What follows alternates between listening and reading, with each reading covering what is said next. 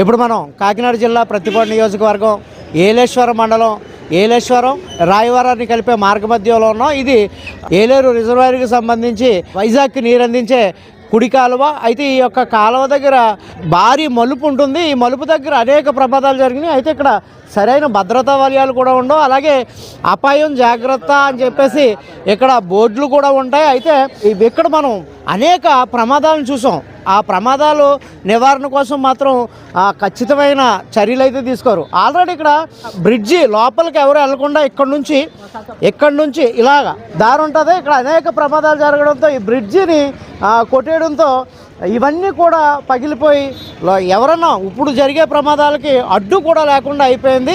ఈ కోవలో ఒక వెహికల్ ఏదన్నా, ఒక రాయవారం నుంచి వచ్చే వెహికల్ ఏదన్నా మ్యాక్సిమం చిన్న స్పీడ్ మీద వచ్చినా కూడా ఇటు నుంచి వచ్చే వెహికల్ కనబడదు. దీనికే ఈ యొక్క ప్రమాదాలు జరుగుతున్నాయని కూడా ఇక్కడ స్థానికులు చాలామంది తెలపడం జరిగింది. అలాగే ఈరోజు ఒక ద్విచక్ర వాహనంపై రాజులబాబు పండగల అనంతరం క్వారీల్లో చేసుకునే పండగలకి ఈరోజు ఒక క్వారీలో గిడుతూరి లావరాజు విజయ్ అనే ఇద్దరు యువకులు అక్కడికి వెళ్ళి ఆ పండగ అయిపోయిన మరుక్షణం ఇక్కడికి రావడం జరుగుతుంది. ఈ కోవలో ఏమైందో తెలియదు, సడన్గా ప్రమాదం జరిగింది. నేరుగా వైజాగ్ కాలువలోకి వాహనంతో సహా వెళ్ళిపోయారని చెప్పేసి అనగానే ఇక్కడ ఎవరైతే స్థానికులు ఉంటారో త్వరపేటకు సంబంధించిన వాళ్ళు, చైతన్య నగర్కి సంబంధించిన వాళ్ళు, రాయవరానికి సంబంధించిన వాళ్ళు, వీళ్ళంతా కూడా ఇక్కడికి హుటాహుటిన చేరుకోవడం జరిగింది. ఇక్కడికి చేరుకునే సమయానికి విజయన యువకుడు ఇక్కడ నుంచి ఎక్కడం గమనించారో అతన్ని త్వరగా తీసి అంబులెన్స్కి ఫోన్ చేసి పంపించడం జరిగింది.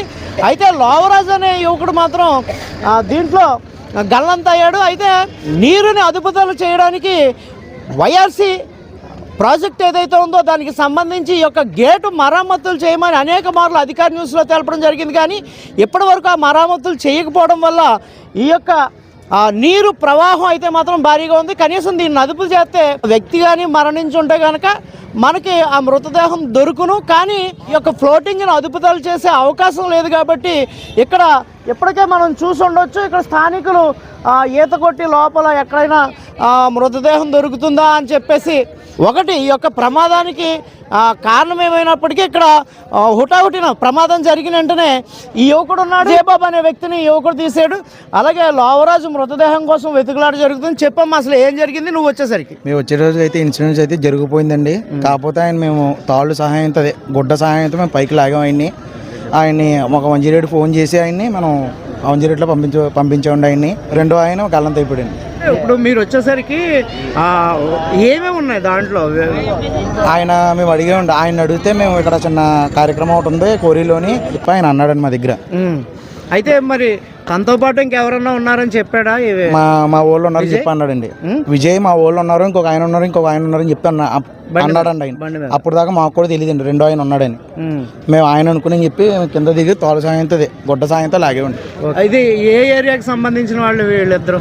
ఇల్లు కోరిపేట అన్నారండి ఆయన. ఓకే, ఇక్కడ మా ఇల్లు కోరిపేట అన్నాడండి ఆయన. Okay, thank you. ఓకే, ఇది పరిస్థితి. అలాగే ఇక్కడ ఈ యొక్క క్వారీపేటకు సంబంధించిన ఒక వ్యక్తి ఉన్నారు, ఆయన అడిగి తెలుసుకుందాం. చెప్పండి, అసలు ఈ సంఘటన ఎలా జరిగి ఉండొచ్చు అంటారు?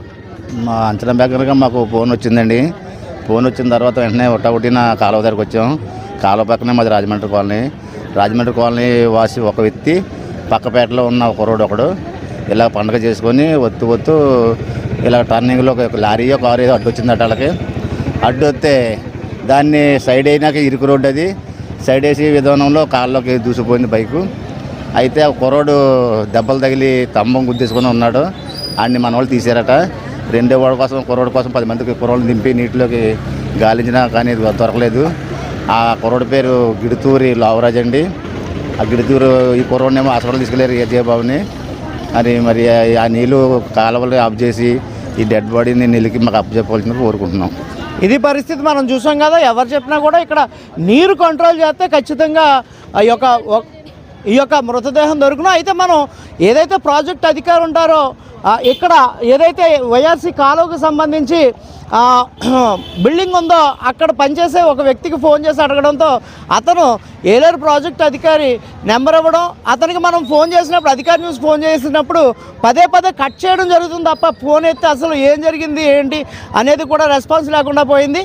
ఏదేమైనప్పటికీ ఇలాంటి ప్రమాదాలు జరగడానికి ప్రధాన కారణం ఇక్కడ సరైన రక్షణ వలయం లేకపోవడం, కలవట్టు సరిగా లేకపోవడం, గతంలో జరిగిన యాక్సిడెంట్లకి పగిలిపోయినవి కూడా నిర్మించకపోవడం, ఇలాంటి వాటి వల్లే ఈ యొక్క ప్రమాదాలు జరిగి అనేక మంది మృత్యువాత పడుతున్నారు. కానీ తూతూ మంత్రంగా అధికారులు మాత్రం ఇది హెచ్చరిక బోర్డులు పెట్టి తమ చేతులు దులుపుకుంటున్నారు. ఏదేమైనప్పటికీ ఇలాంటి ప్రమాదాలు జరగకుండా కట్టుదిట్టమైన భద్రత ఏర్పాటు చేయాలని చెప్పేసి కోరుకుంటున్నాం. ఇప్పటికే ఈ యొక్క లోవరాజు అనే వ్యక్తి పిల్లలు, భార్య, బంధువులు రోదనలో వర్ణనాతీతం, ఎందుకంటే వాళ్ళు గుండెలు పగిలేలా వెలిపిస్తున్నారు, మనం ఆల్రెడీ చూసాం. అయితే ఇలాంటి అనేకమైన జరుగుతున్నా కూడా ఇక్కడ పటిష్టమైన బందోబస్తు ఏర్పాటు చేయకపోవడం వల్ల ఇలాంటి ప్రమాదాలు జరుగుతున్నాయని చెప్పేసి వాళ్ళు తెలపడం జరిగింది. అలాగే ఈ యొక్క రిస్కీ ఆపరేషన్ ఏదైతే ఉందో దీనికి ఫైర్ వారికి ఫోన్ చేయడంతో ఇక్కడ ఉన్న స్థానికులు ఫైర్కి సంబంధించిన వాళ్ళు కూడా ఎక్కడికి వచ్చారు అంటే రిస్కీ ఆపరేషన్ చేసి ఆ మృతదేహాన్ని వెలికి తీసే ప్రయత్నానికి అయితే మాత్రం ఫైర్ ఆఫీస్ వాళ్ళు కూడా వచ్చారు, అలాగే పోలీసు శాఖ వారు వచ్చారు, రెవెన్యూ శాఖ వారు వచ్చారు. కానీ ఎవరు ఎంతమంది వచ్చినా కూడా ఇక్కడ సరైన రక్షణ వలయం ఏర్పాటు చేయకపోవడం వల్లే ఇలాంటి ప్రమాదాలు జరుగుతున్నాయని చెప్పేసి ప్రజలు ఆరోపిస్తున్నారు.